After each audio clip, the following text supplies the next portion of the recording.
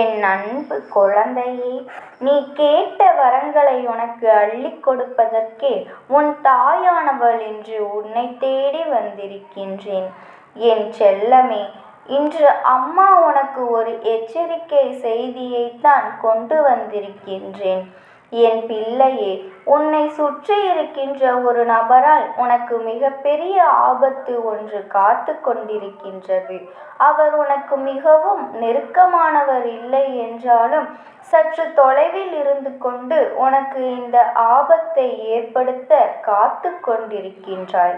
இந்த தாயானவள் சொல்கின்ற இந்த விஷயத்தை தெளிவாக கேட்டு உன்னுடைய வாழ்க்கையில் இருக்கின்ற இந்த ஆபத்திலிருந்து உன்னை நீ காத்து கொள்ள வேண்டும்.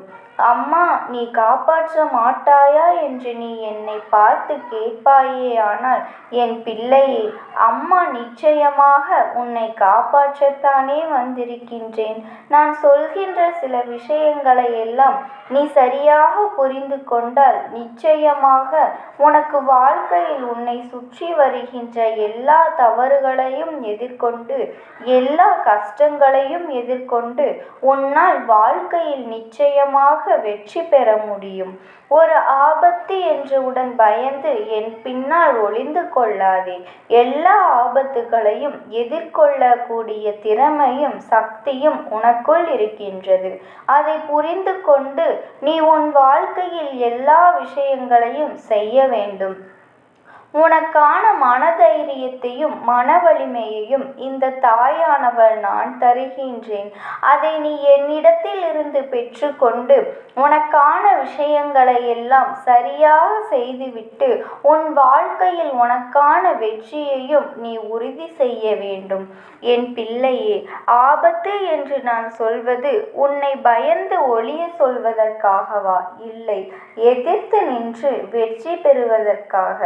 என்னுடைய பிள்ளையே, எல்லோருமே தன்னுடைய மனநிலையில் இருந்துதான் அடுத்தவர்களை பற்றி யோசிக்கிறார்களே தவிர அடுத்தவர்களுக்கு மனநிலை எப்படி இருக்கும் என்று சிந்திப்பதில்லை.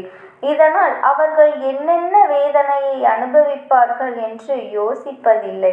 இப்படி ஒவ்வொருவருக்கும் அடுத்தவர்களை பற்றிய கவலையே இல்லை.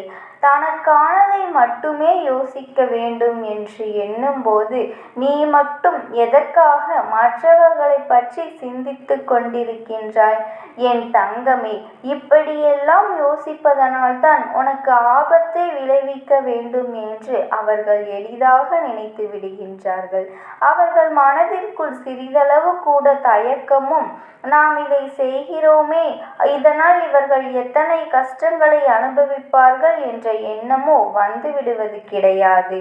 என் தங்கமே, அவர்கள் சூழ்நிலை உனக்கு வாழ்க்கையில் அதிக வேதனையை கொடுத்திருக்கும். ஆனால் இப்பொழுது இவர்கள் செய்ய போகின்ற இந்த காரியமானது நீ எதிர்பார்க்காத ஒரு விஷயம். உன்னோடு நல்ல பிள்ளையாக பேசிக் கொண்டிருக்கின்ற ஒருவரால் உனக்கு ஒரு ஆபத்து வந்து கொண்டிருக்கிறது என்றால் நீ சுதாரித்து கொள்ள வேண்டிய நேரம் அல்லவா? எப்பொழுதுமே இந்த வாழ்க்கையில் எல்லா விஷயங்களிலும் சுதாரிப்பாக இருக்க வேண்டும் என்று சொல்கின்ற உன் தாயானவள்தான் இன்றும் இந்த விஷயத்தை சொல்கின்றேன். நான் சொல்கின்ற நபரின் அடையாளத்தை உனக்கு நான் சொல்லும்போது நிச்சயமாக நீ புரிந்து கொள்வாய். என் பிள்ளையே, இரு வழிகளில் அவர்களால் உனக்கு ஆபத்து வந்து கொண்டிருக்கின்றது. அதில் ஒன்று என்ன தெரியுமா? உன்னை பற்றி இல்லாத விஷயங்களை எல்லாம் இன்னொருவரிடம் சொல்வதற்கு தயாராக நின்று கொண்டிருக்கின்றார்கள். அவர்கள் சந்திக்க இருக்கின்றன. அவர்களிடத்தில் எல்லாம் உன்னை பற்றிய பேச்சுவார்த்தைகளால் வந்ததால் அவர்களுக்கு உன்னை பற்றி நன்றாக தெரிந்திருந்தது. அந்த விஷயத்தில் உனக்கு எந்த சம்பந்தமுமே இல்லை என்று தெரிந்திருக்குமே வேண்டும். என் தங்கமே, தெரிந்திருந்துமே என்று உன் பெயரை இழுத்து உள்ளே விடுவார்கள். ஏனென்றால் அவர்களுக்கு தேவையான ஒரு விஷயம் உன் பெயரை கெடுக்க வேண்டும் என்பதும் இனி உன் வாழ்க்கையில் உனக்கு சந்தோஷம் இருக்கக்கூடாது என்பதும். ஏன் தெரியுமா? இதனால் அவர்களுக்கு என்ன பலன் என்றுதானே யோசிக்கிறாய்? என் குழந்தையே, உண்மையில் இங்கு யாருமே தான் நன்றாக இருக்க வேண்டும், மற்றவர்கள் நன்றாக இருக்க வேண்டும் என்று நினைக்கிறார்களே தவிர ஒருபொழுதும் தன்னை விட மற்றவர்கள் நன்றாக இருந்துவிட வேண்டும் என்று நினைப்பது கிடையாது. தன் நிலையில் இருந்தாலும் தன்னை விட அவர்கள் அதிகமான நல்ல நிலைக்கு வந்துவிடக் கூடாது என்பதில் மிகவும் கவனமாக இருந்து கொண்டிருக்கின்றார்கள்.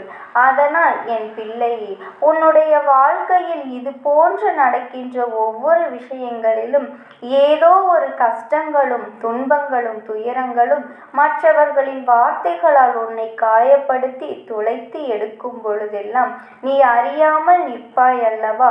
என் பிள்ளையே, நமக்கும் இதற்கும் எந்த சம்பந்தமே இல்லையே, இதில் இவர்கள் எதற்கு நம்மை இழுத்து உள்ளே விட்டார்கள் என்று அந்த நேரத்தில் மனதளவில் சந்தேகத்தை வளர்ப்பாய் அல்லவா?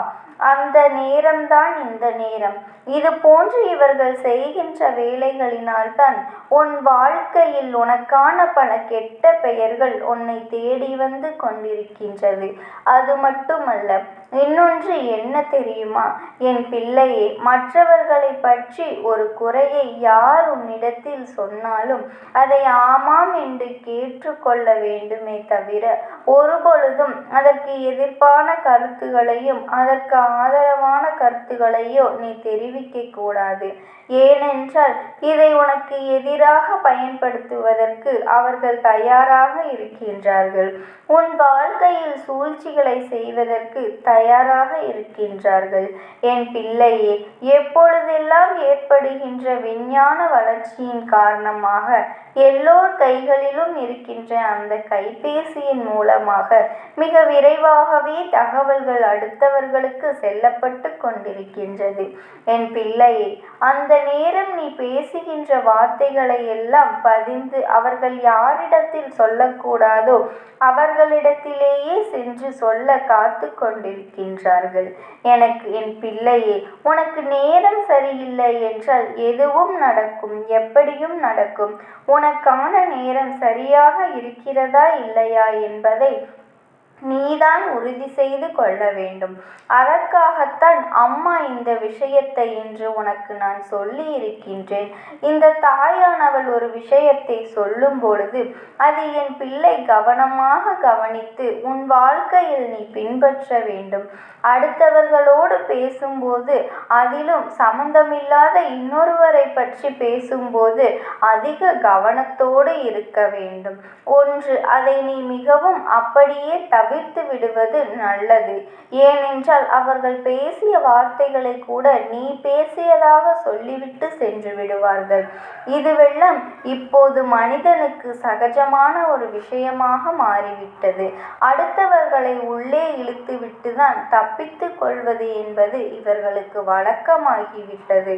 அதனால் என் பிள்ளையே, உன் வாழ்க்கையில் உன்னை சுற்றி நடக்கின்ற இது போன்ற விஷயங்களில் நீ நினைப்பாய், இது சிறு விஷயங்கள் தானே, இதுவெல்லாம் பிரச்சனையாகாது என்று நீ சொல்லும்போது உனக்கு நன்றாகத்தான் இருக்கும்.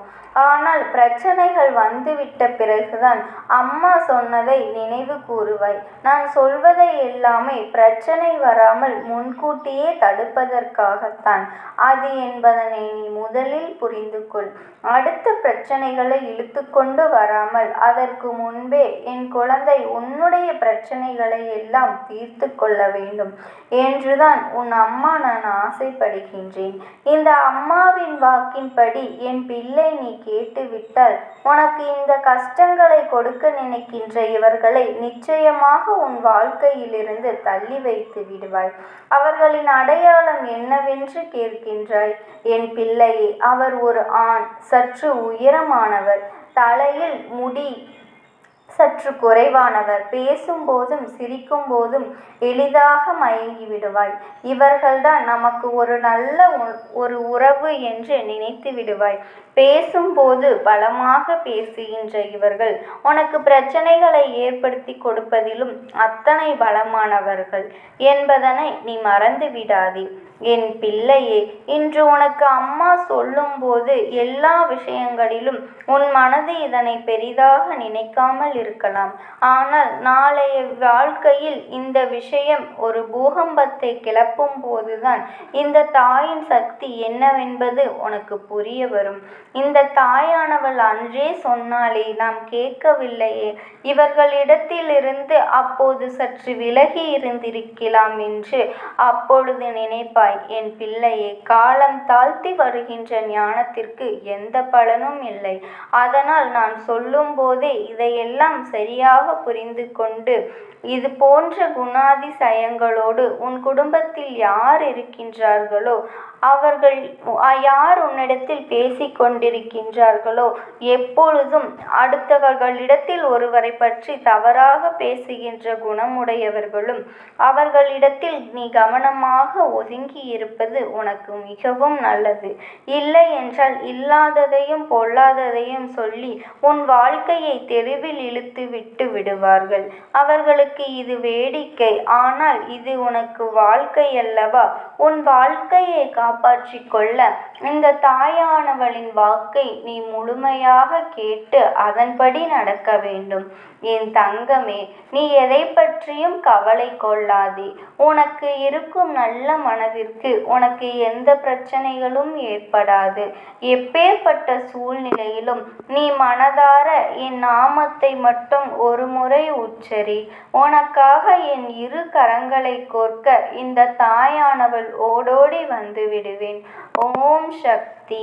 ஓம் ஆதிபரா சக்தி.